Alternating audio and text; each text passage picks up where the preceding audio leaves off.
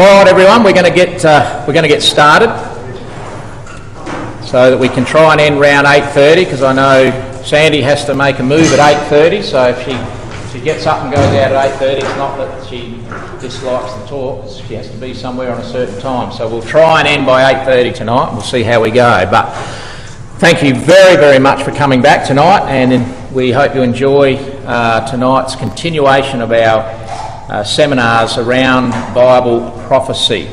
Now, before we get started, I put on the table there for you just some interesting information you can take home with you to have a read about great King Nebuchadnezzar. Now, you remember last week we spoke about this dream that this King Nebuchadnezzar had, and it came back to me that, well, hang on a second, what are we talking about here? I mean, why should we put so much credibility in all these characters you come up with, like Nebuchadnezzar and Daniel and Cyrus and Darius and all these other characters which we'll probably be dealing with? Well, we want to let you know that these characters we're talking about are real characters. They did live, and they lived in the exact time period that we are telling you about. And the information that you will have there in front of you is about King Nebuchadnezzar II, who was the king that we have been talking about last week, that had this particular dream that we spoke about in Daniel chapter 2. Now, if you all did your homework, you would have read Daniel chapter 2. You would have done that, wouldn't you, Liam? Just go ahead, yes, Papa. Okay, Daniel chapter 2 is what we're going to be dealing with tonight as we start to unfold this amazing dream that the king had. Now try, and if you're like me, it's very hard to think of what you did 2 hours ago, let alone last week. But try and remember, without me going into it again, about that dream he had. It worried the king greatly. His name was Nebuchadnezzar. The information you have there is straight out of the... I know people don't necessarily think Wikipedia is all that accurate, but you know what? They reckon about 95% of it is actually very, very accurate. The 5% that's not, they're trying to work on that and get it right. But that's a very accurate article on Nebuchadnezzar. And on the other side, the flip side, or the second page if you've got it, is all about how Babylon was overthrown, which we're not going to deal with tonight, but we will be dealing with in the next night. So these are real events, real people, real things that history testifies to. So we're not just plucking these names out of the air. They are genuine people that were alive. And we also know the dates and the times that they were alive. So when Daniel, who was a Jewish captive under Nebuchadnezzar, is interpreting the dream that Nebuchadnezzar had, he lived in a specific time period. And we'll see what that time period was again tonight. We'll just make sure you understand how old this prophecy is, so that you understand how exciting it is as you see it all start to unfold and what it actually means. So we're dealing with a prophecy that is 2,618 years old. It's a long time ago, isn't it? 2,618 years old. You will be amazed as this prophecy is revealed in Scripture and what it all means and how amazed the king actually was. Well, let's reinforce what was said to the king concerning this particular dream. Daniel chapter 2. Now, if you've got your Bibles, open up to Daniel chapter 2.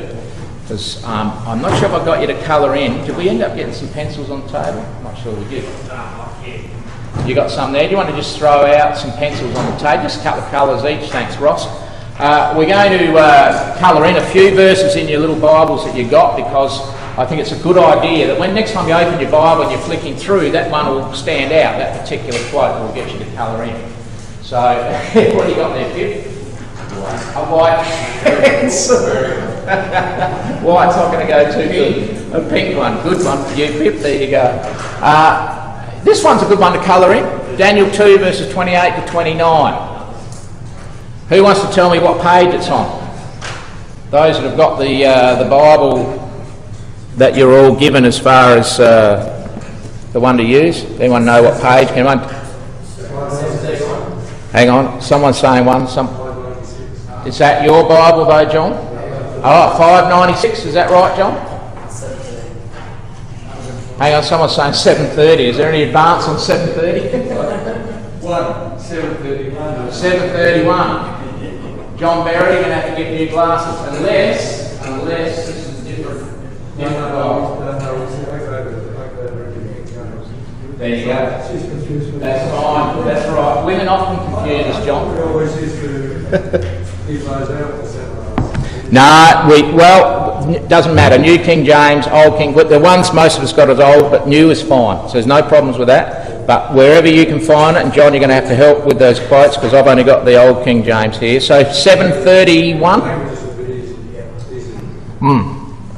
Well, if you've got a pencil, just colour those two verses in there, 28 and 29. This is what Daniel the prophet, he was a young man at this stage. He's a young man and he's standing before the most powerful ruler of the world, the great King Nebuchadnezzar. And he's not only going to give him the dream, in doing so he's going to save his the soothsayers and the charlatans, the crystal ball gazers. They're all standing shivering in the wings and waiting to hope that Daniel comes up with some sort of a miracle. And it was going to be a miracle because God was going to give Daniel the interpretation, and they were going to hope that he could not only give the interpretation but more importantly he could give the dream so the king would believe in the interpretation. Daniel does that, but he credits the whole answer to that dream to the God of heaven. So look what he says. He said, there is a God in heaven that reveals secrets, and he makes known to the king Nebuchadnezzar what shall be, there's your very key word, remember, in the latter days.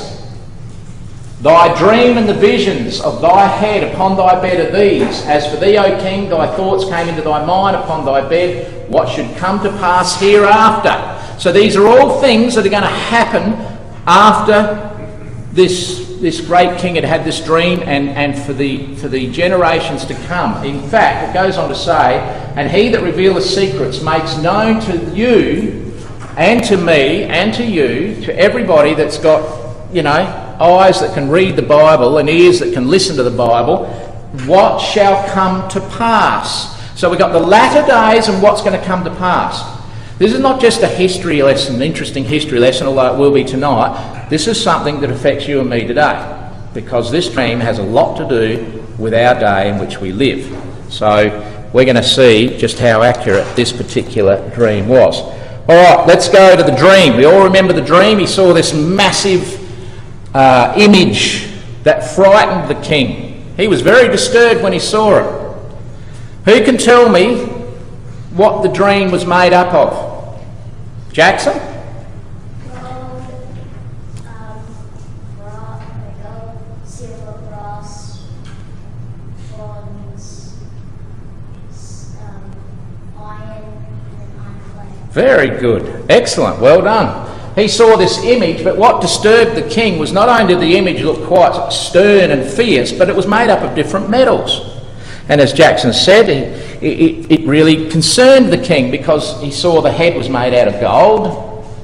And he thought, well, that's strange. Wonder what that means. He saw that the chest and arms were made out of silver. The belly and thighs were made out of brass. And then he saw these two legs made out of very strong iron. And then finally he found that the feet were part of the iron and part of clay. And they never mixed together. Never mixed together at all. From this side now, what else did he see after that? He's watching this dream, this image there, and he's thinking, what is this all about? He's broken out into a sweat, but of course that sweat's going to start really multiplying now because he saw something else. What did he see? You want to guess what he saw? What we spoke about last week? I know you know, Jackson. Someone over this side. What did he see happen to the image? Stone smash on the floor.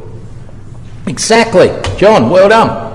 He saw a stone, but not just any stone, some sort of a massive stone being cut out of a mountain without any hands being involved. So there was no human hands cutting the stone out, but the stone came down out of the mountains, cut out without hands, and it smashed that image on the feet. It ground that image into powder. All the remnants of that image was just blown into the four corners of the world, and that stone just grew and grew and grew until it filled the whole earth. Now, what an amazing dream. And this was so real to that king, King Nebuchadnezzar, who was a real character. He's written there, Wikipedia testify, and they give us the dates, so this was when the prophecy was given. He woke up in a start and he wanted to know, what on earth is all this about? What does it mean? What is it trying to tell me? He knew there must be something in it because it was so entrenched in his mind that he just couldn't get away. And he just wanted to know, what does it all mean? Well,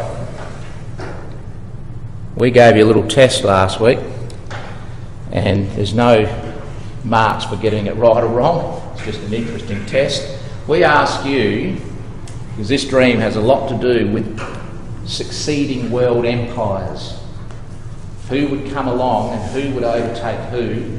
And it's quite interesting as we consider this. We're talking about the different metals, and we're going to see how each different metal actually coincides very correctly with each individual empire that came and overthrew the next one, and so on and so forth. So, we ask you to circle in chronological order each empire. Now, unfortunately, Lionel and Rose can't be here tonight because they would have I'm sure they would have circled New Zealand. But Ben, you would have circled New Zealand. Although you haven't got New Zealand in your blood, you were born in Australia.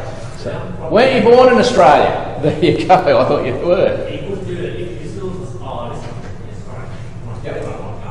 Nah, that's all right, Ross, no problems.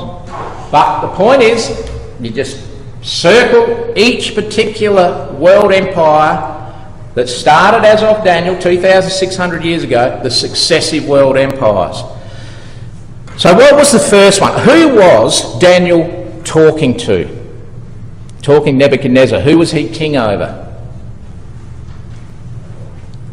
Yell it out. Babylon. Well done. Babylon. I was getting mixed up. Johnny. Got it right, didn't I? Well done, John. We've got a few Johns in here, haven't we? I've got 4 Johns just on this side of the hall. Babylon. So therefore, the gold represented Babylon. We'll talk about that in a moment, and we can prove that quite clearly because Daniel tells us that's exactly what it represents. So let's put them in order. Here they all are. Babylon, Greece, Persia, and Rome. Now you can look up your history books, they'll testify they are the 4 world empires that have come and gone since the time of Daniel. Now some might argue, well, what about Britain? British Empire? Well, they were never a world empire because Britain never overthrew, completely dominated Spain, and they never ever dominated France. So they never were a world empire. They certainly had some pretty significant power in their time, but they were not a world empire. Some say China, back in the days of Genghis Khan, or Mongolia I should say, was a world empire. And even though Genghis Khan went right across the top of Europe and down towards France, he never dominated the then known military powers of the world, just the ones he was interested in. So that was never a world empire. And then others say the Byzantine Empire, same thing as Britain. They never dominated the complete military powers of all countries in the world, but these empires did. And there's the order of them. Babylon was first, Persia was second, and they had a duopoly as far as their kingdom was concerned with the Medes. You probably heard the term the Medes and the Persians. The Medes joined forces with the Persians and they overcame Babylon, as we'll see how they did that next week. The Medes then took a lesser role and the Persians dominated over the Medes, and it was basically an arrangement where the Persians became the dominant role. So the Persians became the second world empire. Greece. I'm going to show you something very interesting tonight about Greece. You're going to hopefully have to put your thinking caps on when we show you something amazing about the Grecians. And who, by the way, who was the famous leader of the Greeks? Alexander the Great. You're going to see how he figures in Bible prophecy. And he was even prophesied well before he was even born, that he would come along and overthrow the Persians. And then finally you got the Romans. And the Romans then dominated the world with the iron rule of the power of Rome until they finally disintegrated. And you know what? Never been a world empire since. Nazi Germany tried to get a world empire going. They were going to have the 1,000-year reign of the Third Reich. It was going to dominate the whole world. Never happened. And throughout history, from the time of the Roman Empire, there's never been a world empire that has successively controlled the whole world. Never has been, but these ones did. So let's go back to the dream. So Daniel's talking to the great King Nebuchadnezzar, and he's telling him everything about the dream. He has got the king's attention 100%. You know why he's got the king's attention 100%? Because he told him everything that he dreamed, down to the finest, minute detail. In Daniel chapter 2, he told him everything. This is what you dreamed. Is that correct, King? He said, yeah, I could imagine him going, yeah, absolutely, that's exactly what I dreamed. Now, because you told me and I'm the only one that knew what I dreamed, I want to know what it all means. He said, all right, there's a God in heaven that was going to tell you what it all means. And he's going to use me to tell you, and this is exactly what he told the king.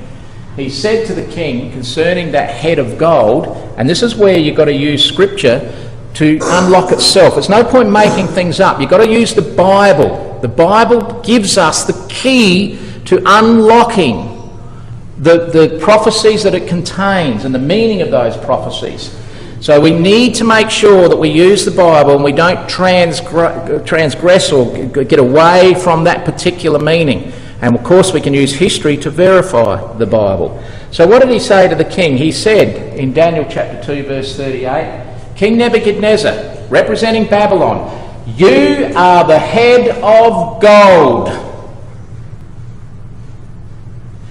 Now if you look in the history books, you will find that Babylon was the most wealthiest kingdom this world has ever seen, the most wealthiest empire this world has ever known.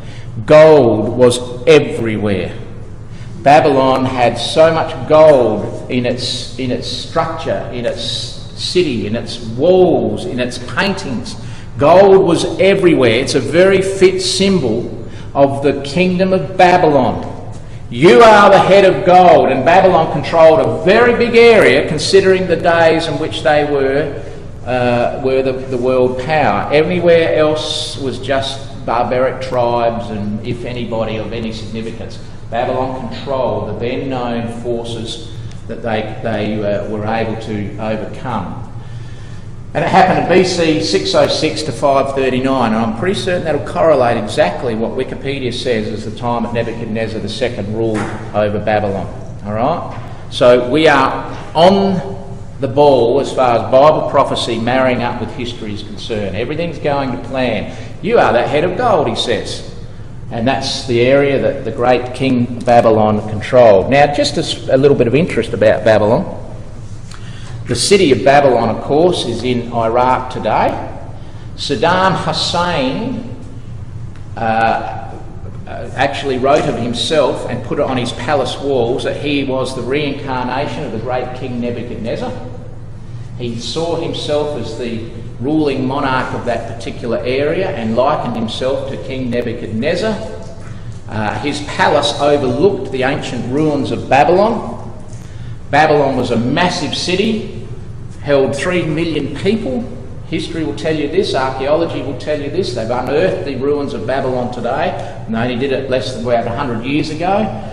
The wall surrounding the city was 25 kilometres each way. It was 110 metres high, 26 metres thick, it had 100 bronze gates.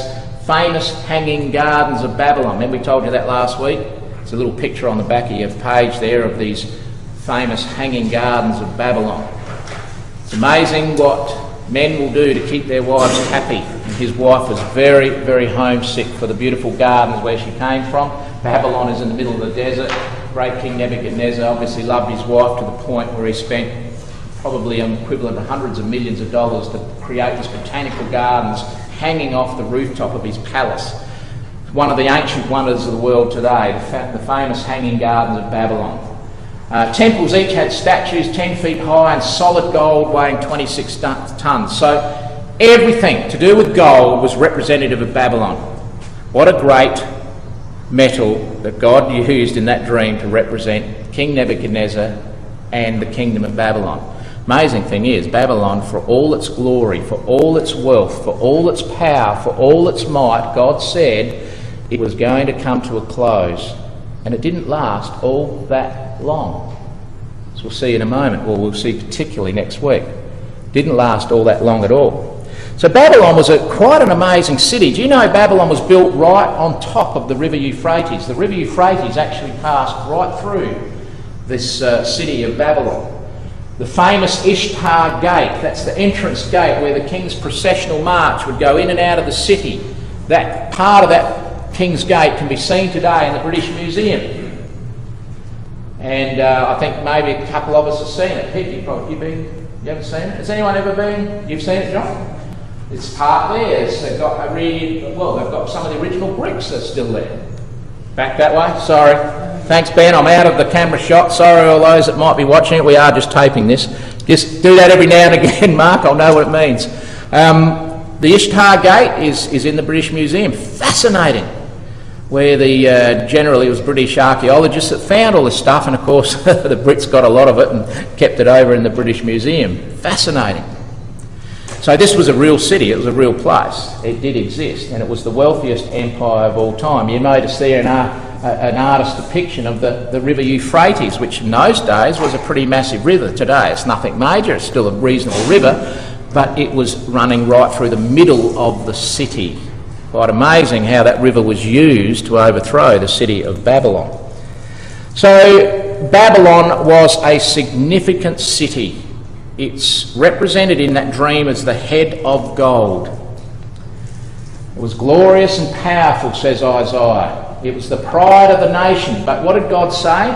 He said, it will be like the cities of Sodom and Gomorrah. Now, I'm pretty certain, even if you don't know too much about the Bible, you've probably heard of Sodom and Gomorrah. They were destroyed by God, and God said the same fate was going to be in store for this city. It would be destroyed like Sodom and Gomorrah.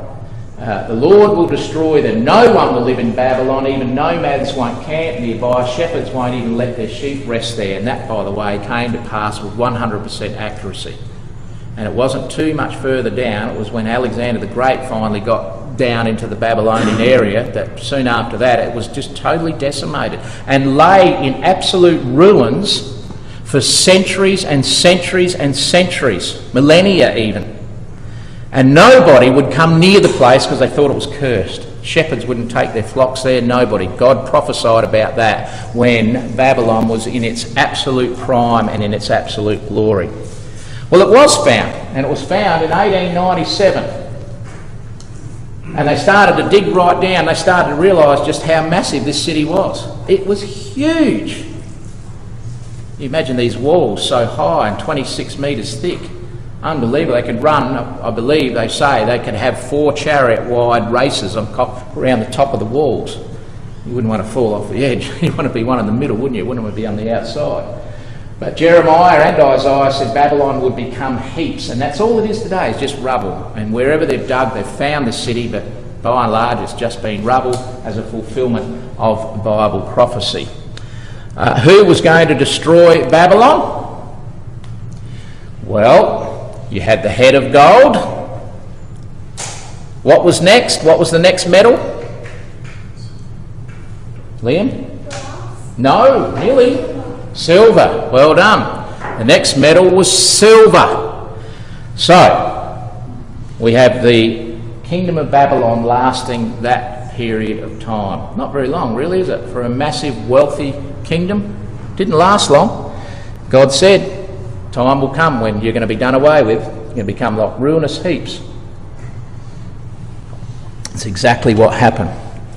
And so Daniel explains, well, King, I'll have to tell you this. I hate to say it, I hate to be the bearer of bad news, but there is going to become another kingdom will arise. It will be inferior to you. It won't be as wealthy.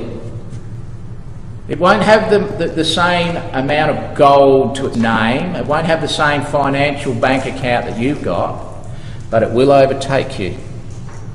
And it will destroy Babylon, and it, in turn, the breasts and arms of silver, will take control. And so they did. The silver is inferior to gold. The Persian kingdom, the Medo-Persian kingdom, requested that all taxes be paid to them in silver.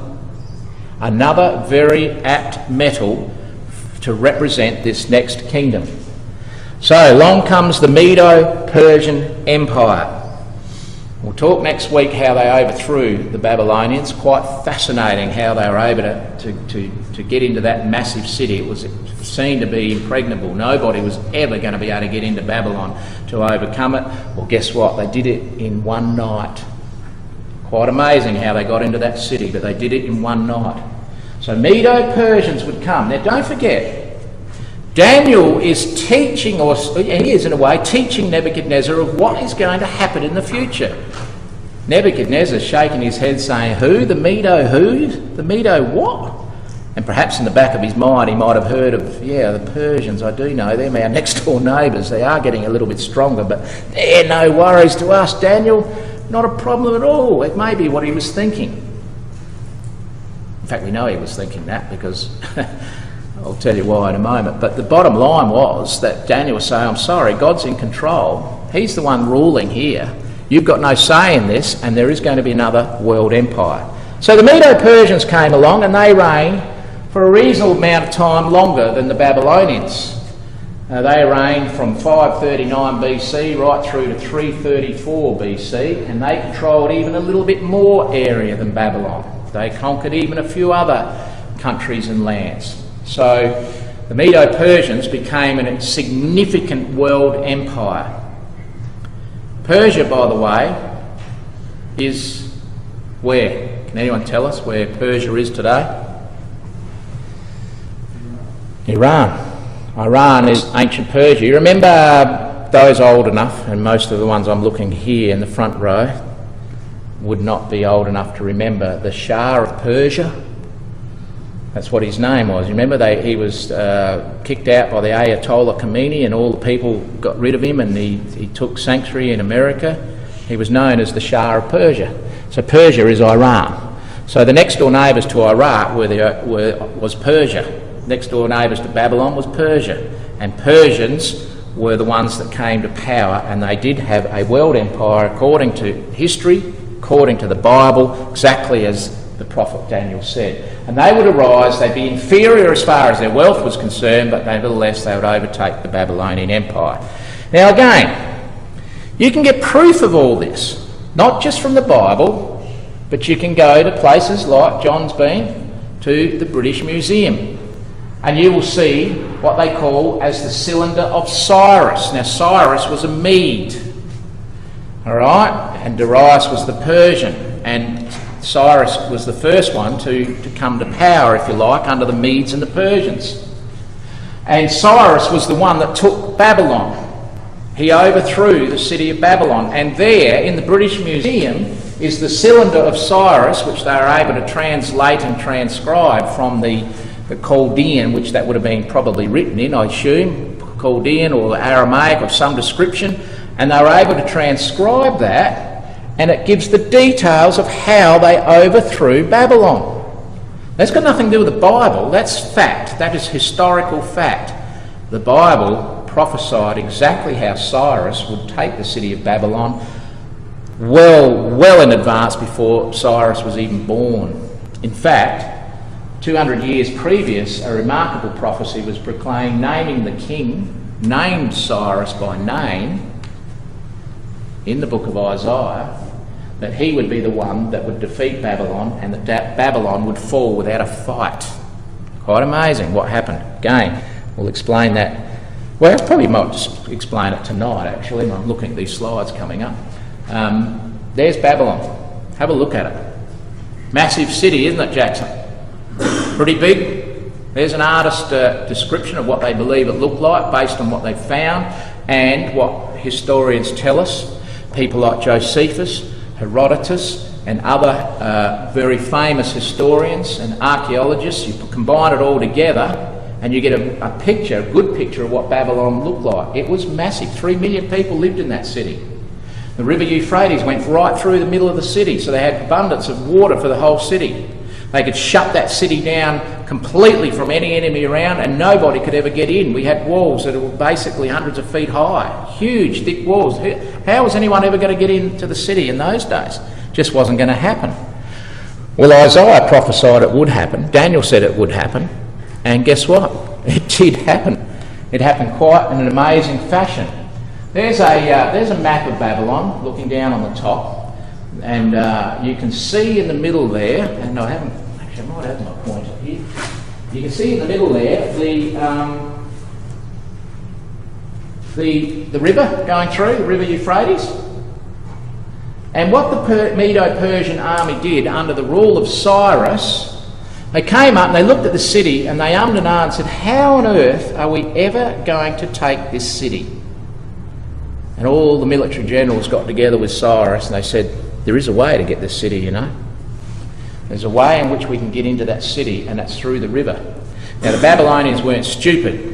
They had thought that one day there's going to be somebody trying to try and sail up through the river and conquer the city. So what they did was put huge, massive gates over the walls, over the river area where it came into the city. They were massive gates with just bars so that the water could still flow in and out, but no one could still sail up the river. If you wanted to get underneath the gates, you'd have to hold your breath for a fair bit because the river was fairly deep and these gates went right down a fair way. So it was really impossible to get even up through the river. So what actually happened was Cyrus and his generals came up with this ingenious idea that what they would do was they would divert the river. So they started ploughing right up in the distance away from the city a little bit, and all the Babylonians are thinking, what are they doing? Who cares? No one's worrying. They're never going to get into the city. So they could divert the river temporarily, block it off so that the river levels would drop significantly, that they could come up through that same river bed and get into the city. Now the interesting thing is this. There's an artist's depiction of the armies of the Medes and the Persians coming through the dry riverbed. Look what Isaiah says, and this happened, and it can be read in Josephus and in Herodotus and other history books. Isaiah said 300 years before this happened, he said, thus saith the Lord to his anointed, to Cyrus. Cyrus wasn't even born at this stage. Whose right hand I have holden to subdue nations before him. I will loose the loins of kings, to open before him the two-leaved gates, and the gates shall not be shut. It just so happened on the night that Cyrus was going to come up underneath the water. He knew he still had a real dickens of a job to get his men up through into the city of Babylon. It was quite amazing. How's it all going to happen? That night the whole city was having a drunken party. Nebuchadnezzar's dead, he's out of the equation. Belshazzar is now in there, and he's got this massive party going on. They're not worried about the Persians out there. Who cares less? And because everyone's having a party, the gatekeepers forgot to shut the gates that night. They left them open, just like God said they would. So not only would the water levels drop, the gates weren't shut, the armies came in, they decimated the city within 24 hours. They controlled Babylon. So that's how the head of gold got taken away in a very short period of time. All prophesied in the Bible 300 years before it happened. And of course, the next in line were the Medes and the Persians. Not only did they request to have their taxes paid in silver, silver was a big part of their regalia. Silver was part of their jewellery. The women wore silver headbands and headdresses. They just loved it more than gold. Perhaps they didn't want to be mistaken for the Babylonians. The army, the bodyguard troops of the elite bodyguard troops had silver blades on their spears. So silver was a big part of their particular culture. Well, the Medes and Persians weren't going to last long, because Daniel said, guess what? After the Persians, he said, next a third kingdom, one of bronze, will rule over the whole earth, said Daniel in Daniel chapter 3. So he's going through, Daniel chapter 2, he's going through a process of all this information God had given him. He's telling the great King Nebuchadnezzar, and he's saying to him, you're the head of gold, after you is going to become another inferior kingdom. We're going to take you in control, take over you and be in control, but then something's going to happen to them, and another kingdom's going to come along, and they're going to be represented with brass or bronze and brass, similar type metal. The Greeks, does anyone know what their shields were made of? Has anyone ever heard the term the brazen-coated Greeks? Because that's what they were known as. They used brass and they used bronze to significant effect in their own military gear that they wore, that they used. And the one that came along that led Greece to being a world empire was none other than the absolute brilliant military genius called Alexander the Great. Now, of recent times, I think Hollywood's tried to make a few movies about Alexander the Great, and, typical Hollywood fashion, they tend to, perhaps try and make it a little bit over the top. But anyone that's done any research on Alexander the Great, you can't really underestimate in any way, shape or form the brilliance of that man. He was an amazing military strategist, the likes of which they say this world has never seen. Quite amazing. At a young age, he took power from his father, Philip, and he was able to control the then known world in a very short period of time. So the Greeks came onto the platform in 334 BC, right through to BC 68, and they were known as the brazen-coated Greeks. And they came into power with the most significant and amazing general at their head, Alexander the Great. Now I'm going to say a little bit about him because I'm going to get you to watch a little video clip in a second, which I think you will find absolutely amazing. Alexander the Great figures in Bible prophecy, but he's also part of this particular prophecy, as we're going to see in a second, with an explanation of how Alexander the Great was going to overthrow the Medes and the Persians. Now, I know that some of you who may have been, this is your first initiation to what the Bible's all about, might be starting to think, oh wow, this is getting too deep. I hope it's not. It's fairly, we're just going through the order in which these world empires would come as they were explained by Daniel to the great King Nebuchadnezzar. So Daniel's now speaking about things that were going to happen hundreds of years after he was going to die, but he hasn't finished there yet. So now we get up to the Greeks, the brazen-coated Greeks. Now, you're going to maybe look at this next slide and think, uh-oh, what does all this mean? I don't understand. We're not expecting you to fully understand this next slide, but I'm going to sneak it in anyway so that you can perhaps get a taste of how brilliant Bible prophecy actually is. Daniel chapter 2 is all about the world empires in succession. Now we're taking a little break here at Alexander the Great because I want to show you something quite special. When you get across to Daniel chapter 7, what Daniel chapter 7 is all about, God says, like Daniel's thinking, well, that's really interesting. That was a really quite an amazing dream that the king had. God gave me the interpretation. Here's what would happen. Babylon, Medes and Persians, the Greeks, and then of course we're going to be talking about Rome. That's quite amazing, but I'd love to know more detail. I want to know more detail of how it all is going to happen. God gave him the detail. He said, Daniel, want to know some more detail? I'll give you a little bit more detail. So what he does in Daniel chapter 7, and we're not going into this in any detail at all, instead of metals being represented by those particular empires, what we have is peculiar creatures or animals. Like, for example, we have the head of gold. We have a lion that has wings, and the wings get chopped off, and the lion represents something. And when you look at that prophecy, you start to realise, hey, you know what? God's giving me more information here. When you get to the Persian Empire, it's represented in Daniel 7 as a bear that's lopsided, meaning the Persians and the Medes were, the Medes weren't quite as powerful as the Persians, so the bear is lopsided, and it's got 4 ribs in its mouth. And again, we're not going to go into that, but what God is doing is he's giving some more information to Daniel to get him excited about how all this is going to happen. The Greeks are represented and fitly represented as a leopard, as if a leopard's not a fierce, fast-moving animal as it is. God gave this leopard wings, so it just shows that not only is the leopard very quick and a complete destroyer of anything in its path, but it's also very fast in the sense it's got wings. And lastly, the Roman Empire is represented by this fierce, like a crocodile that had all these horns. And I'm not going into this in any detail at all.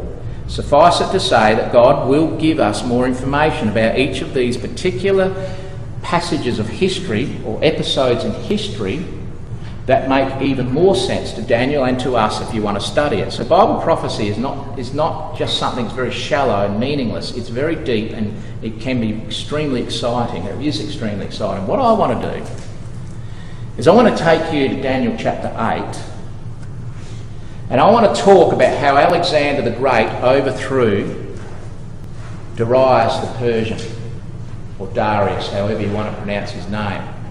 Because the Bible is very clear when it speaks about Daniel chapter 8, and it describes this time the Medes and the Persians as this massive, big, bulky ram. A great big ram. And it describes Alexander the Great as a goat with a notable horn on its head. So open up your Bibles to Daniel 8. Now, I'm hoping that you will understand this and find it fascinating. If you don't, I haven't done my job properly, or probably more to the point, I'm expecting you to know or get excited in something that should have waited until later in the series. But I get quite excited about this because this to me is just absolute 100% foolproof evidence that Bible prophecy is what it is. God's prophecies, not man's. So when you get to Daniel chapter 8, you get to this section that talks about, in detail, about the overthrow of the Persians by the Greeks. And it's laid out for us in verses 5 through to verse 8. Now, I'm going to read it to you. Follow it in your Bible. You can colour it in. Sandy's colouring hers in. If you want to colour this section in, it's all about Alexander the Great overthrowing the Medes and the Persians. Now, how do we know this? Well, again, remember what we said? Let the Bible unlock itself. We'll show you that in a moment. But here's what it says.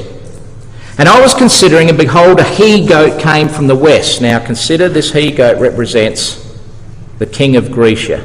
And that's, by the way, what it says over in verse 21. The rough goat is the king of Grecia. See that in verse 21? Is that, you all got the same Bible as me, I hope? King of Grecia. And he says in verse 20 that the ram represents the kings of Media and Persia. So we've got Medes and Persians represented here, and we've got the Greeks represented in the goat. Now have a look what happens. The he-goat came from the west on the face of the whole earth. He touched not the ground, so he's in a big hurry. And the goat had a notable horn between its eyes. And he came to the ram that had two horns, which I had seen standing before the river. And it ran unto him in the fury of his power. And I saw him come close unto the ram, and he was moved with choler. That's an old English word. I don't know what's in the New King James Version. What's in that one there? Probably says anger in verse 7. Wrath. Yours says wrath. Rage. Same thing.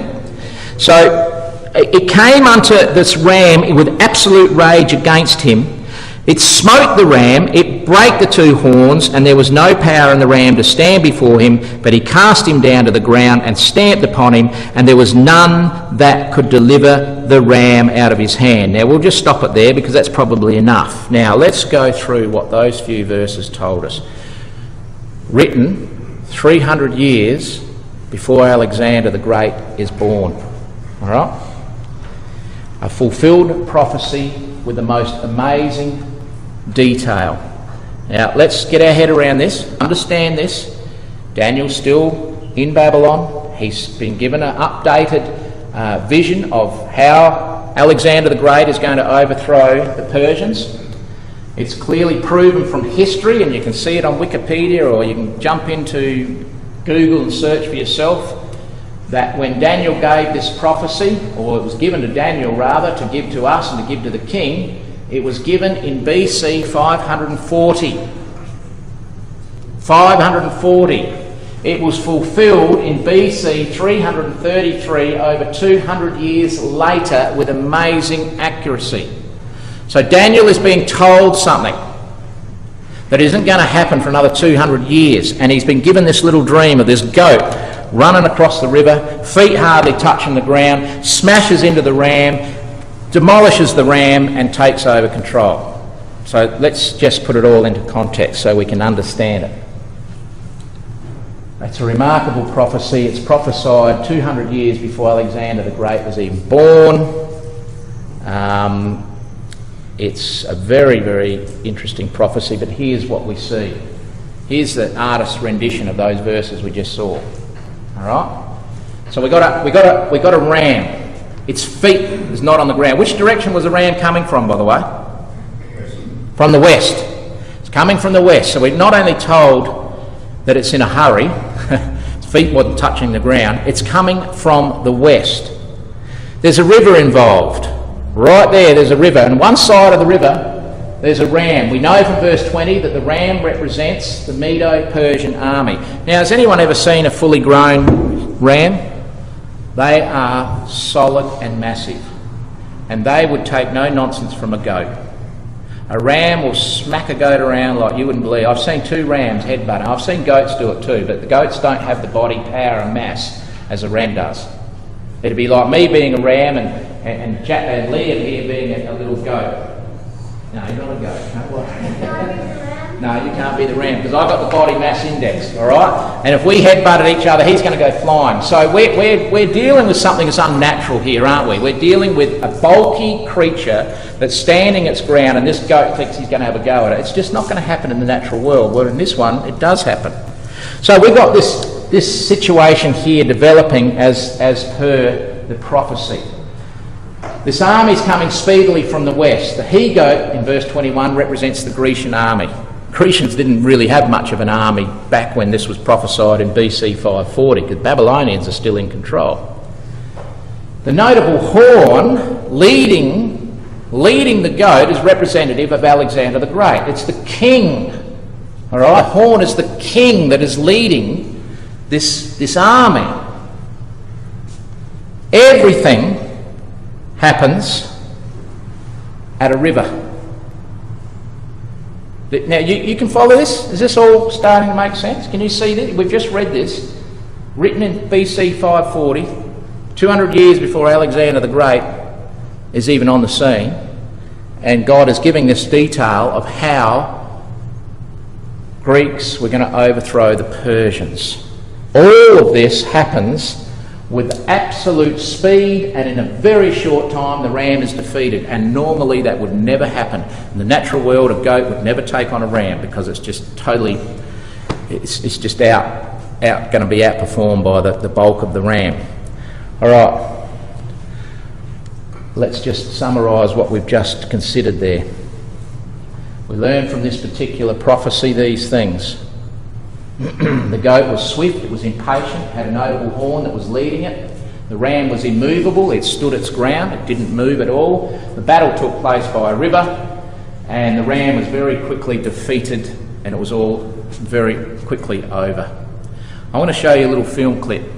It was a film clip done by this gentleman here, Michael Wood. He works for the BBC, and he did a brilliant series that goes for about 5 or 6 hours if you ever want to get it, but it's riveting stuff, and it's called In the Footsteps of Alexander the Great. Now, I'm wondering, Wayne, if you could just turn these 2 lights off. It only goes for about 3 minutes, but just keep in mind what we just told you. All those things that God told us would happen in that particular prophecy, have a listen and see if you can pick them all up with this particular video clip. Now, hopefully the sound will be ready to go, Ben. You ready? Here we go.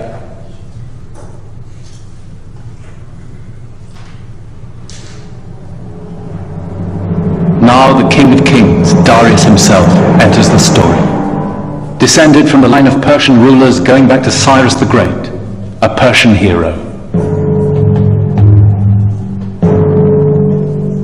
As the Macedonians marched down from Ankara to the Mediterranean, Darius left Babylon with an army twice the size of Alexander's. He circled round Alexander's back and cut off his line of retreat. He would crush the upstart once and for all.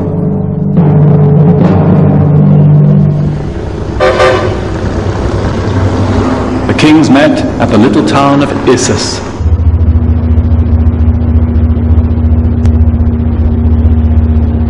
Issus today doesn't look much like a place of destiny.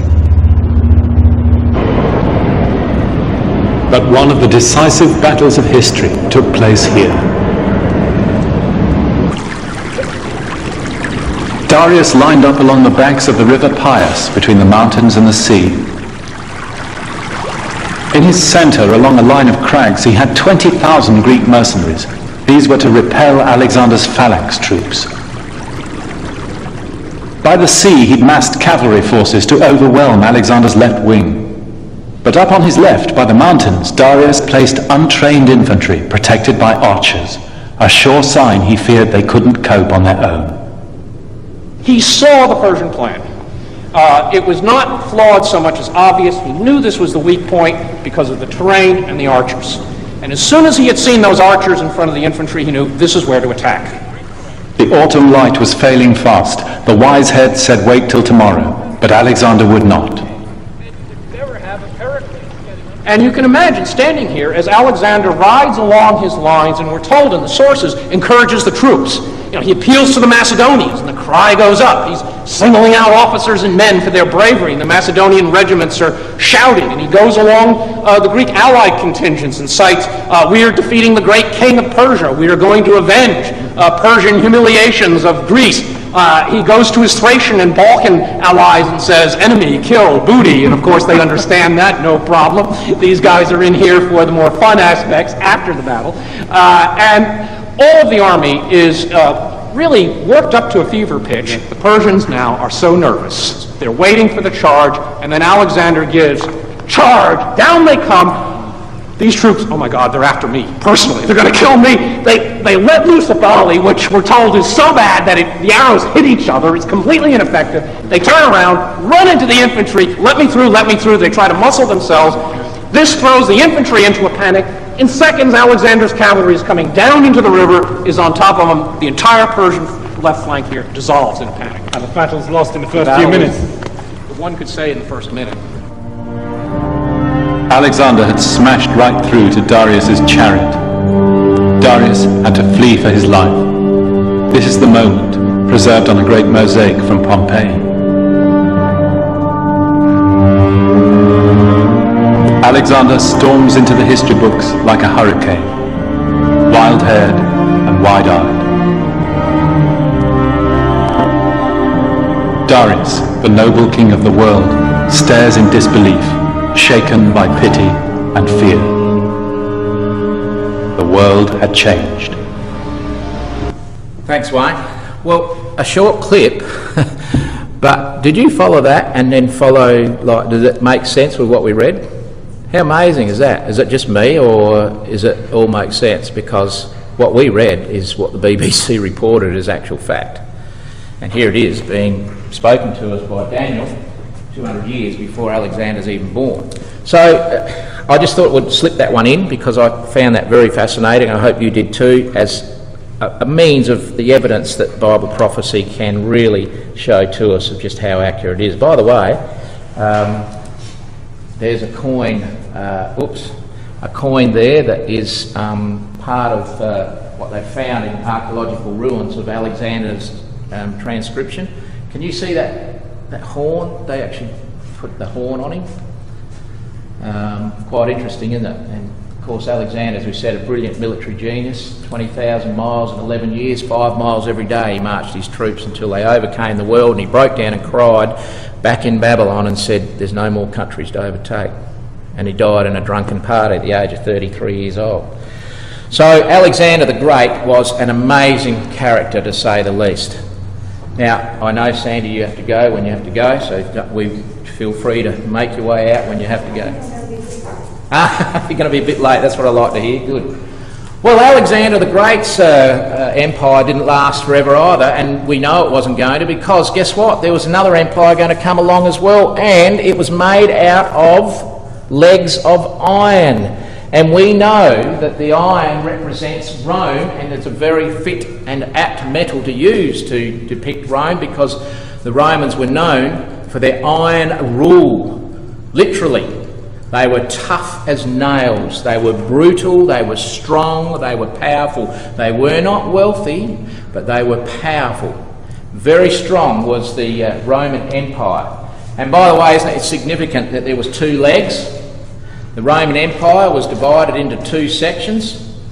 It had the Western Roman Empire ruled right through to AD 46, and the Eastern Roman Empire ruled right through to 1453. There's your two legs of the Roman Empire. It was finally overcome when it turned itself and evolved into the Holy Roman Empire, of which we still have the legacy of that today, the Holy Roman Empire throughout Europe. Hence you still have, down in the feet here, part iron and part clay. That's the subject for next week, but we will just talk about that briefly in a moment. Gibbon's Decline and Fall of the Roman Empire. He was a historian, he wrote about the Roman Empire, and he was able to pick up from Daniel chapter 2. Obviously, he used Daniel 2 for this comment. He was able to understand the significance of the metals of Daniel chapter 2 and how they became quite significant with the various empires that have been come and gone. The images of the gold, the silver and the brass that might serve to represent the nations and their kings were successively broken finally by the iron monarchy of Rome. So all of those other kingdoms, even though each one was overthrown by their successor, their territories that they controlled was finally dominated by the Roman Empire. And the Roman Empire came to power, and of course they ruled with the iron fist. By the way, as we said, Rome, the iron is very apt symbol of Rome, because of course they were the first ones to really manufacture en masse the Roman implements of warfare. The sword was made of iron, pretty heavy, I know, but it was a deadly piece of equipment. So much so that when Rome was starting to decline, and the 10 tribes right up north, the Vandals and the Huns and the Franks and the Visigoths and the Lombards and all of those started attacking Rome, Rome ran out of iron. Has anyone ever been to Italy? You've been to Italy? You've been to the Colosseum? Sandy, you'll be testifying this. Sorry? You testify to this. Anyone else been to Italy? Yeah. Ross? John? If you ever go to the Colosseum, it looks like it's a piece of cheese with all these bits missing out of it. There's a picture of it there. You can't quite tell in that picture there, but if you look hard enough, you'll see all these pockmarks all over the place in this Colosseum. And when we asked the guide, I said, what? It looks like people have come along and eaten something out of the wall, like a piece of cheese with all these holes in it. And he said, oh no, what happened was when all these tribes and barbaric tribes started attacking Rome, we ran out of iron.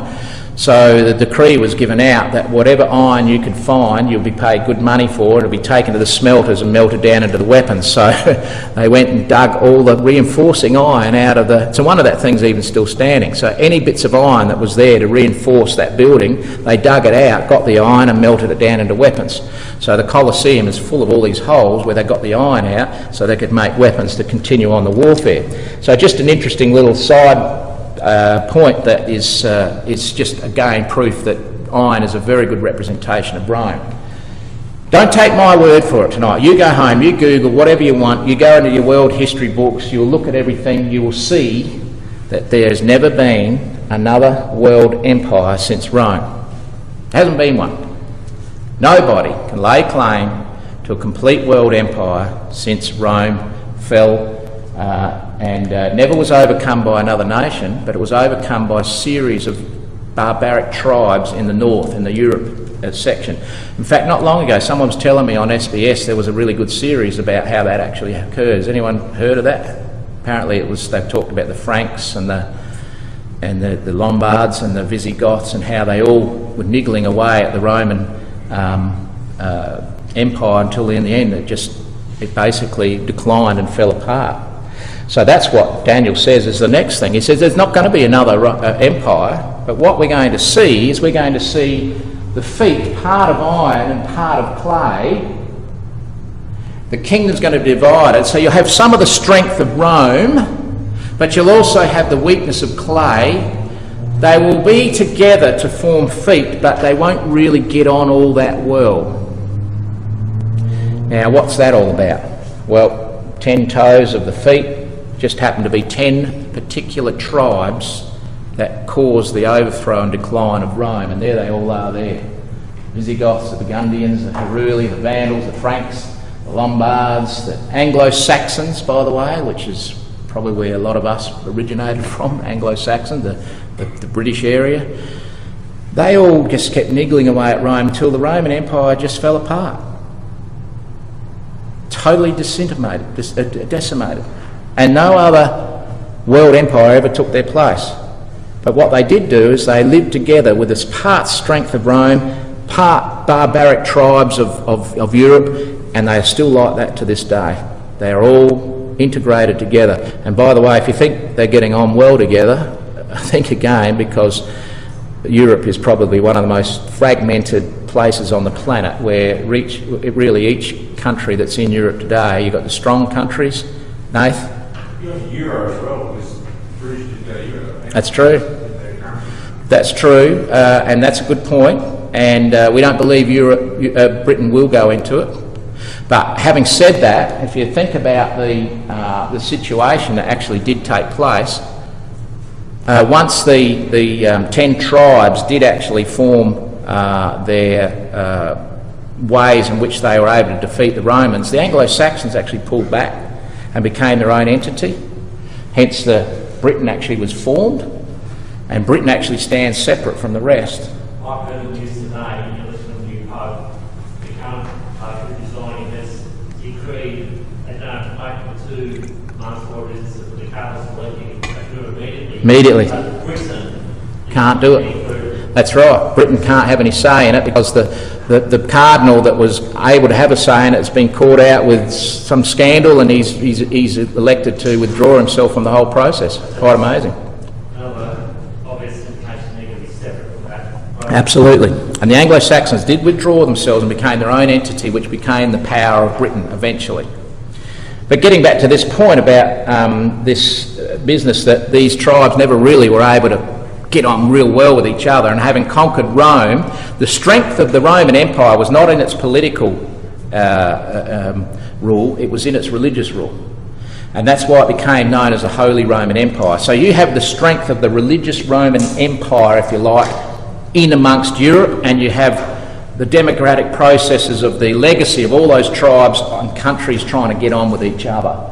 And they don't cleave to each other, they don't get on with each other, but of course they are all there in a very fragile format. That's the world in which we live today. That's the Europe we can see today. Very much so, and more so today than probably ever has been. A very fragmented, unstable environment in Europe, made up of the strength of the legacy of the Holy Roman Empire, and also the democratic legacies, if you like, of those 10 tribes that are now the various political entities in that particular part of the world.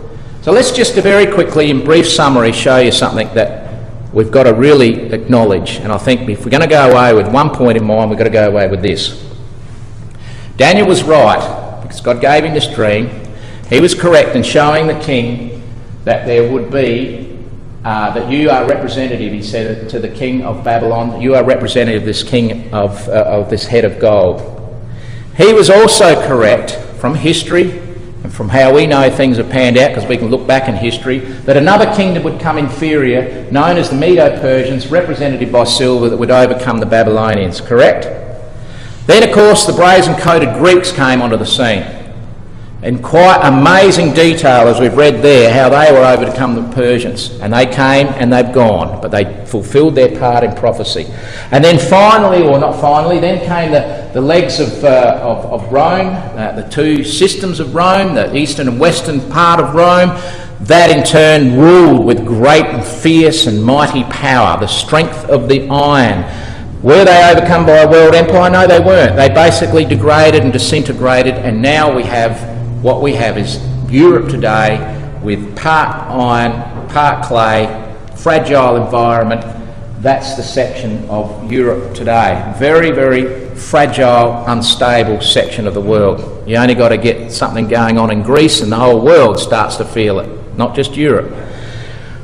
What was the next thing in the dream? Jackson, what happened after this?